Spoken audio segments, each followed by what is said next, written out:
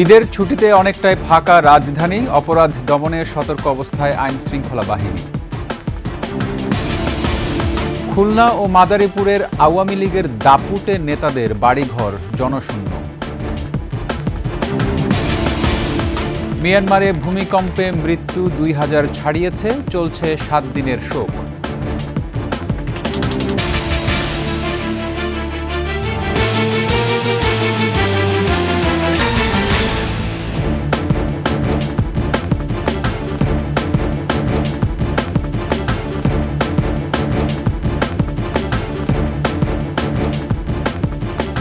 ঈদ মুবারক। শুনছিলেন সংবাদ শিরোনাম। আমন্ত্রণ সকালের 21 সংবাদে, সাথে আছি রক্তিম ত্রিপুরা। দর্শক, 21 টেলিভিশনের সংবাদ একই সাথে সরাসরি দেখতে পাবেন আমাদের ফেসবুক পেজ www.facebook.com/2124 অনলাইনে। এছাড়া সাবস্ক্রাইব করতে পারেন www.youtube.com/@21etv চ্যানেলে। ঈদ উল ফিতরের টানা 9 দিনের ছুটিতে প্রায় ফাঁকা রাজধানী শহর ঢাকা। এই অবস্থায় ছিনতাই, চুরি আর ডাকাতির প্রবণতা ঠেকাতে প্রস্তুত যৌথ বাহিনী। তারা বলছেন, নগরী জুড়ে সজাগ দৃষ্টি রয়েছে তাদের। দীপু শিকদারের রিপোর্ট। রাতেও রাজধানী জুড়ে কয়েকদিন ধরে ঈদ কেন্দ্রিক নিরাপত্তার অংশ হিসেবে চেকপোস্ট বসিয়ে তল্লাশি চালাচ্ছে পুলিশ।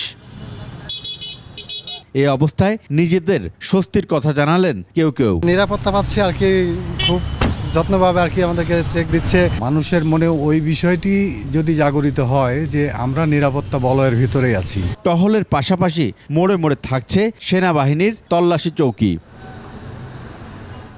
ঈদের আগের দিন থেকে ফাঁকা হয়ে গেছে রাজধানী শহর ঢাকা। তবে নিরাপত্তা নিয়ে নিজেদের কথা জানান নগরবাসী। চুরি ডাকাতি হওয়ার সম্ভাবনা আছে, তবে এই ক্ষেত্রে নিজের কিছুটা সতর্ক থাকতে হবে। ঈদ তো মাত্র শুরু হইল, এখন সারাদিন পর রাত্রে বোঝা যাবে কি পরিস্থিতি হয়। অপরাধের কথা মাথায় রেখে নিরাপত্তা কৌশল সাজিয়েছে পুলিশ।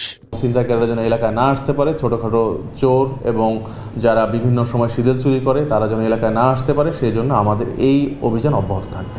ডিএমপি বলছে, ঈদ উদযাপন শেষে মানুষ ঘরে না ফেরা পর্যন্ত নিরাপত্তা ব্যবস্থায় কোনো ঘাটতি হবে না। আমাদের পুলিশ তৎপর রয়েছে। আশা করি আপনাদের যে নির্বিঘ্নে শান্তিপূর্ণ এবং উৎসবমুখর পরিবেশে যে ঈদ উদযাপন হচ্ছে সেটা চলমান থাকবে।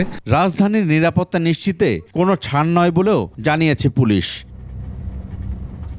দীপু শিকদার, 21 টেলিভিশন, ঢাকা। অভ্যুত্থানে ফ্যাসিস্ট বিদায়ের পর খুলনা ও মাদারীপুরের কালকিনিতে মুক্ত পরিবেশে ঈদ উদযাপন করল বিএনপি, জামায়াত সহ বিভিন্ন দলের নেতাকর্মীরা। অন্যদিকে আওয়ামী লীগের দাপুটের নেতা, সাবেক মন্ত্রী, এমপি ও মেয়রদের বাড়িঘর জনমানব শূন্য। খুলনা প্রতিনিধি আশরাফুল ইসলাম নূর ও কালকিনি প্রতিনিধি রকিবুজ্জামানের তথ্যচিত্রে ডেস্ক রিপোর্ট। শেখ হাসিনার চাচাতো ভাইদের বাসভবন শেরেবাংলা রোডের শেখবাড়ি আর 2 নম্বর কাস্টম ঘাটে গগনবাবু রোডে অব্যাহতি পাওয়া সিটি মেয়র তালুকদার আব্দুল খালেকের বাসভবনে কয়েক মাস আগেও ছিল নেতাকর্মীদের উপচে পড়া ভিড়। স্বৈরাচারীর বিদায়ের পর ছাত্র জনতার হামলায় সেসব বাড়িঘর এখন ভগ্নস্তূপ, নিস্তব্ধ, শুনশান।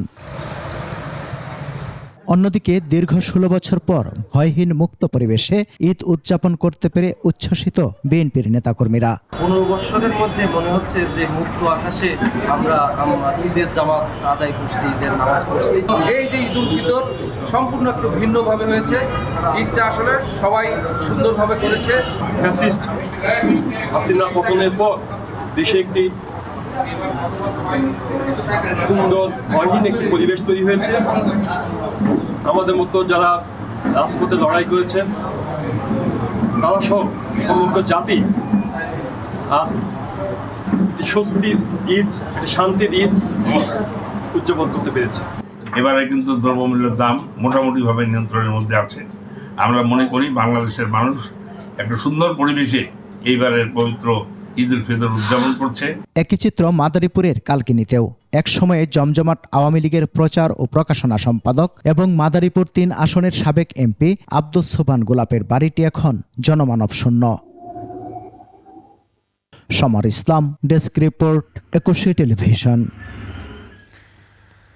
নরসিংদীতে চোর সন্দেহে ভাইকে মারধরের প্রতিবাদ জানাতে গিয়ে গণপিটুনিতে নিহত হয়েছেন রাকিব এবং সাকিব। আহত আরেক ভাই হিমেলকে হাসপাতালে পাঠানো হয়েছে।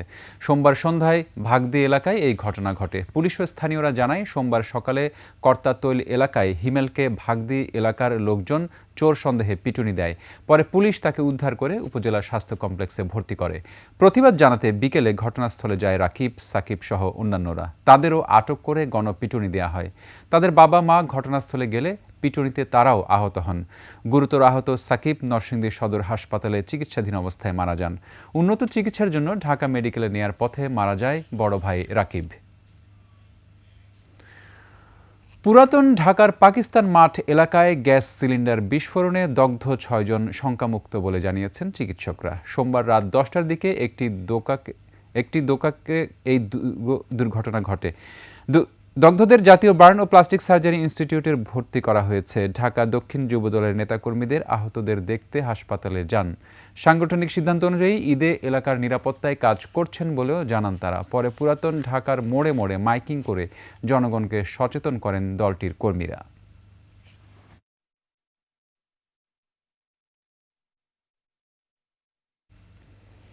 এবার খেলার সংবাদ।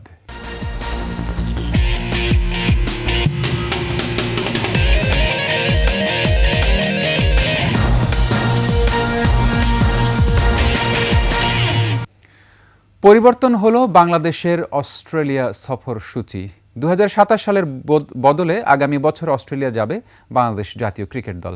টাইগাররা অজিদের মাটিতে দ্বিপাক্ষিক সিরিজ খেলেছিল সবশেষ 2008 সালে। এরপর ঘরের মাঠে অস্ট্রেলিয়ার বিপক্ষে দ্বিপাক্ষিক সিরিজ খেললেও সফর করেনি টাইগাররা। দীর্ঘ এই অপেক্ষা ফুরোচ্ছে শিগগিরই। 2026 সালে অস্ট্রেলিয়া যাবে বাংলাদেশ দল।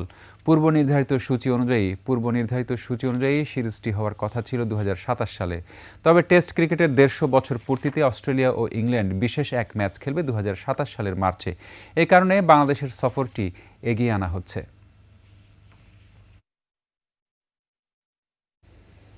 শেষ করছি সকালের 21 সংবাদ। যাবার আগে সংবাদ শিরোনামগুলো আরও একবার। ঈদের ছুটিতে অনেকটাই ফাঁকা রাজধানী, অপরাধ দমনে সতর্ক অবস্থায় আইন শৃঙ্খলা বাহিনী। খুলনা ও মাদারীপুরের আওয়ামী লীগের দাপুটে নেতাদের বাড়িঘর জনশূন্য।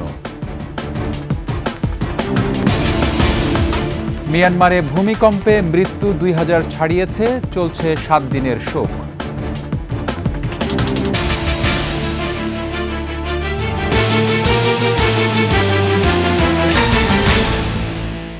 সর্বশেষ সংবাদ জানতে ডায়াল করুন 2021 নম্বরে আর ভিজিট করুন 21tv.com ওয়েবসাইটে। ফেসবুকে ভিজিট করতে পারেন www.facebook.com/2124 অনলাইনে। এছাড়া সাবস্ক্রাইব করতে পারেন www.youtube.com/@21etv চ্যানেলে। এতক্ষণ সঙ্গে থাকার জন্য ধন্যবাদ। পরবর্তী সংবাদ সকাল 9টায় দেখার আমন্ত্রণ রইল। 21-এর সাথেই থাকুন।